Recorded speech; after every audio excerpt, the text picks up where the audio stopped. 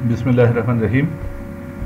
इकबाल का खुसूसी मुताला, इस कोर्स का ये 11वां लेक्चर है और इस लेक्चर का उन्वान है इकबाल की शायरी का चौथा दौर।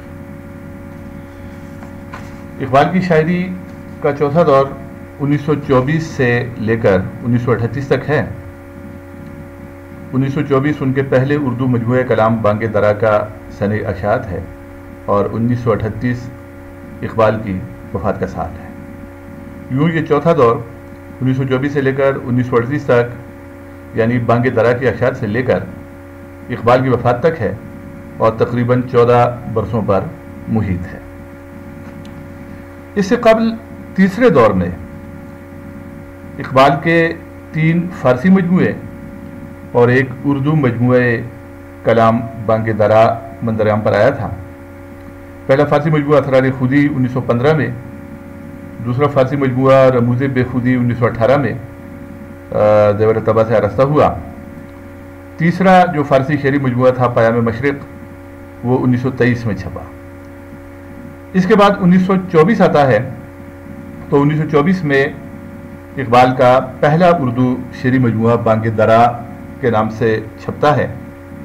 इस तरह इस चौथे दौर में बांगे दरा में शामिल शायरी के सिवा इकबाल की सारी उर्दू शायरी और असरार खुदी, रमूज़ बेखुदी और पयाम मशरिक़ के सिवा उनकी सारी फ़ारसी शायरी जो है वो इस चौथे दौर में शामिल है। इस दौर की शायरी जो है वो कहलाती है। अब इस चौथे दौर में जो किताबें मंजर-ए-आम पर आई हैं इकबाल की, जो मजमूए सामने आए हैं, छपे हैं, तो उनमें पाली जबरील 1935 में, ज़रब कलीम 1936 में छपी। ये दोनों उर्दू मजमूए हैं। और फ़ारसी के भी मासिवाए असरार खुदी और रमूज़ बेखुदी और पयाम मशरिक़ के दीगर जो मजमूए हैं वो इसी दौर में शाये हुए हैं। यानी मसलन फ़ारसी मजमूआ में ज़बूर अजम है 1927 में, जावेदनामा 1932 में, मसनवी पस्त बायत कर्द 1936 में ये शाये हुई। और इकबाल की शायरी का आखिरी मजमूआ अरमग़ान हिजाज़ के नाम से 1938 में उनकी वफ़ात के बाद शाये हुआ। ये मजमूआ उर्दू में भी है और फ़ारसी में भी है, जिसका एक हिस्सा उर्दू में है और एक हिस्सा जो है वो फ़ारसी में है। इकबाल की शायरी का ये दौर अगर हम इसको देखें तो सियासी एतबार से एक बहुत हंगामा खेज़ दौर है, सियासी हंगामा आरइयों का दौर है। और सियासत के आलमी मंजरनामे पर भी अगर हम निगाह डालें तो सियासियात के आलमी मंजरनामे पर भी हंगामा खेज़ किस्म के वाक़यात जो हैं वो इस दौर में रूनमा हो रहे थे। और दूसरी तरफ हिंदुस्तानी सियासत जो है उसमें भी इर्तियाश और हलचल की एक कैफियत थी। और इसके जो असरात हैं वो असरात हमें इकबाल के इस दौर की शायरी पर वाज़े तौर पर, वाज़े अंदाज में नज़र आते हैं। ये दौर जो है ये इकबाल की शायरी के गुज़श्ता अदवार की तकमील का दौर है। इसको तकमील का दौर इसलिए कहा जाता है कि इसमें उनके बहुत से अफकार जो हैं वो एक नए अंदाज में और एक मुकम्मल सूरत में हमारे सामने आते हैं।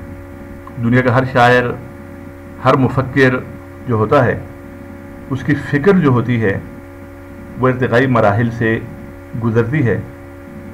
इकबाल का भी जो है तो उनकी भी यही सूरत हाल है कि उनकी शायरी का जो पहला दौर है ये उनके अफकार की इब्तिदाई तश्कील का दौर है। यानी उनकी शायरी का जो पहला दौर है उसको हम अफकार की इब्तिदाई तश्कील का दौर कह सकते हैं। फिर दूसरा और तीसरा दौर जो है यानी जो ज़माना उन्होंने यूरोप में गुजारा और यूरोप से वापसी के बाद 1924 तक का जो दौर है ये अफकार में पुख्तगी का एक दौर है कि इस दौर में हमें उनके वो अफकार के जो खाम सूरत में या इब्तिदाई सूरत में हमें पहले नज़र आते थे, इस दौर में वो ज़रा ज़्यादा वसअत के साथ और ज़्यादा पुख्तगी के साथ हमें दिखाई देते हैं। लेकिन ये जो चौथा दौर है इसे हम फ़िक्र की, अफकार की, तसव्वुरात की और नज़रियात की तकमील का दौर कह सकते हैं। इस दौर में उनके बहुत से पुराने अफकार जो हैं جو ابتدائی شکل میں نظر آتے تھے وہ اس دور میں بالکل مکمل اور واضح صورت میں دکھائی دیتے ہیں۔ اس کے علاوہ اس دور میں کچھ نئے افکار اور تصورات جو ہیں وہ بھی ہمارے سامنے آتے ہیں۔ اب پرانے تصورات، خودی کا تصور تو بہت پرانا ہے، یہ تو ابتدا ہی سے اقبال اس کی ترویج اور ترغیب پر مبنی ان کی شاعری ہے۔ رموز بے خودی کا موضوع ہی فلسفہ خودی ہے اور رموز بے خودی 1915 میں چھپی ہے۔ لیکن اس دور میں، جس دور کا ہم ابھی مطالعہ کر رہے ہیں، اس دور میں فلسفہ خودی کے بہت سے پہلو جو ہیں وہ بڑی وضاحت کے ساتھ اور بڑی صراحت کے ساتھ ہمارے سامنے آتے ہیں۔ خودی کے حوالے سے وہ گفتگو کرتے ہیں اور خودی کیا ہے، خودی کی ماہیت کیا ہے، خودی کے عناصر کون کون سے ہیں، خودی کے لیے ضروری عوامل کون کون سے ہیں، خودی سے مراد کیا ہے، خودی کے فوائد جو ہیں وہ قوم کے لیے اور فرد کے لیے کیا ہیں، خودی کی اقسام کون کون سی ہیں، اور پھر وہ کون سی چیزیں ہیں کہ جن سے خودی مضبوط ہوتی ہے، اور وہ کون سی چیزیں ہیں کہ جو خودی کے لیے کون سی عادات ہیں یا کون سی چیزیں ہیں کہ جو خودی کے لیے نقصان دہ ہیں یا ضرر رساں ہیں۔ تو ان تمام چیزوں پر اقبال نے اس دور میں اردو میں بھی اور فارسی میں بھی، جاوید نامہ میں اور دیگر کتابوں میں بھی انہوں نے خودی کے تصور کو ایک تکمیلی صورت میں ہمارے سامنے پیش کیا ہے۔ خودی وہ بحر ہے جس کا کوئی کنارہ نہیں، تو آبی جو اسے سمجھا اگر تو چارہ نہیں۔ تو یہ خودی کے حوالے سے ایک شعر آپ کے سامنے ہے، اور بھی بہت سے اشعار جو ہیں اس دور میں اقبال نے بہت سی نظموں میں تصور خودی کو اجاگر کیا ہے اور خودی پر انہوں نے گفتگو کی ہے۔ خودی وہ بحر ہے جس کا کوئی کنارہ نہیں، تو آبی جو اسے سمجھا اگر تو چارہ نہیں۔ اور پھر وہ کہتے ہیں کہ ہو اگر خود نہ گرو خود گرو خود گیر خودی، یہ بھی ممکن ہے کہ تو موت سے بھی مر نہ سکے۔ اور پھر وہ کہتے ہیں کہ خودی کے زور سے دنیا پہ چھا جا، جہان رنگ و بو کا راز پا جا۔ تو اب خودی کو انہوں نے ایک فلسفیانہ انداز میں اور بڑے بلیغ انداز میں اس دور میں پیش کیا ہے۔ اس کے بعد اگلا پوائنٹ ہمارے سامنے آتا ہے عقل اور عشق کا تصور۔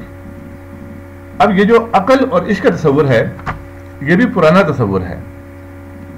اقبال شروع ہی سے عقل اور عشق کے موضوع پر گفتگو کرتے رہے ہیں، اور یہ دنیا بھر کے مفکرین کا، یہ جو عشق اور عقل کا جو تصور ہے یہ دنیا بھر کے مفکرین کا سب سے مرغوب اور سب سے پسندیدہ موضوع ہے۔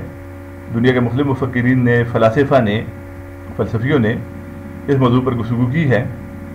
اقبال بھی شروع میں ہی بانگ درا کے ابتدائی جو حصہ ہے اس میں انہوں نے عقل اور دل کے حوالے سے نظم لکھی ہے، اور بھی بہت سے اشعار میں عقل اور عشق کا تصور جو ہے اس کو واضح کیا ہے۔ لیکن اس دور میں جب وہ آتے ہیں تو وہ عقل کا جو تصور ہے یا عشق کا جو تصور ہے اس کو زیادہ بلیغ اور زیادہ واضح انداز میں اور زیادہ اس کی جو مزید تفصیلات ہیں وہ بھی ہمارے سامنے آ جاتی ہیں کلام اقبال کے اس دور کا جو ہم مطالعہ کرتے ہیں۔ تو اس میں وہ عشق کی اہمیت کو اجاگر کرتے ہیں، اور عقل اور عشق جو ہے اس پر وہ گفتگو کرتے ہوئے ان دونوں کا آپس میں موازنہ بھی کرتے ہیں، اور عشق کی برتری اور عشق کی اہمیت جو ہے اس کو بھی وہ سامنے لاتے ہیں۔ گزر جا عقل سے آگے کہ یہ نور، چراغ راہ ہے منزل نہیں ہے، اور خرد کے پاس خبر کے سوا کچھ اور نہیں، تیرا علاج نظر کے سوا کچھ اور نہیں۔ اور پھر وہ کہتے ہیں کہ عقل گو آستہ سے دور نہیں، اس کی تقدیر میں حضور نہیں۔ عقل اور عشق کا تصور جو ہے یہ ہمارے کورس کا ایک باقاعدہ ایک ٹاپک ہے جس کو ہم تفصیل کے ساتھ پڑھیں گے آگے جا کر۔ یہاں پر یہ اشعار ہیں اور ان کی طرف ہم نے اشارہ کر دیا کہ اقبال کے اس دور کے حوالے سے اگر ہم بات کریں تو عقل اور عشق بھی اس دور کا اقبال کی شاعری کا ایک اہم موضوع ہے۔ اس کے بعد اگلا نقطہ عظمت انسانی کا ہے۔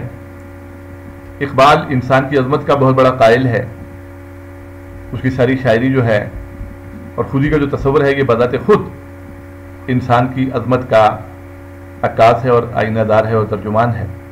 تو عظمت انسانی کے حوالے سے بھی اقبال نے اپنے اس دور کی شاعری میں بڑی تفصیل کے ساتھ اور اس پر روشنی ڈالی ہے انسان کی عظمت پر۔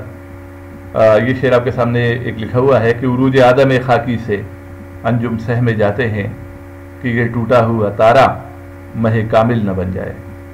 یعنی آدم خاکی کو جب عروج حاصل ہوتا ہے تو وہ مہ کامل بنتا ہے، پورا چاند بن جاتا ہے اور ستارے پھر سہم جاتے ہیں۔ انسان کی عظمت جو ہے وہ خود ہی سے حاصل ہوتی ہے اور دیگر صفات سے حاصل ہوتی ہے، اور یہی انسان کی جو عظمت ہے یہ سے شرف عطا کرتی ہے اور بہت بڑا رتبہ عطا کرتی ہے۔ تو یہ بھی ایک بہت اہم موضوع ہے اقبال کی شاعری کے اس دور کا۔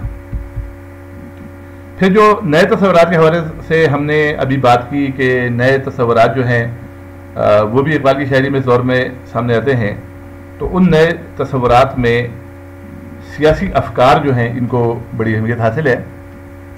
اس دور میں اقبال کی شاعری میں مختلف جو دنیا کے سیاسی نظام ہیں، یعنی political systems of the world, ان کو اقبال نے بہت تنقیدی نظر سے دیکھا ہے اور ان پر اپنے خیالات کا اظہار کیا ہے اپنی نظموں میں۔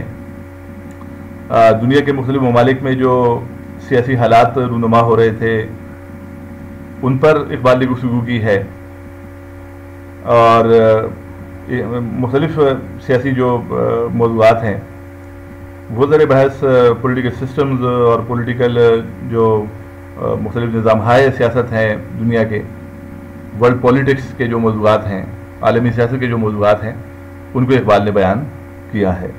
ان سیاسی افکار میں اشتراکیت ہے یعنی کمیونزم ہے، شہنشاہیت ہے، جمہوریت ہے، اس قسم کے جو افکار ہیں ان کو انہوں نے موضوع بنایا ہے اور ان پر انہوں نے مختلف نظاموں پر، مختلف جو سیاسی نظام ہیں ان پر گفتگو کی ہے۔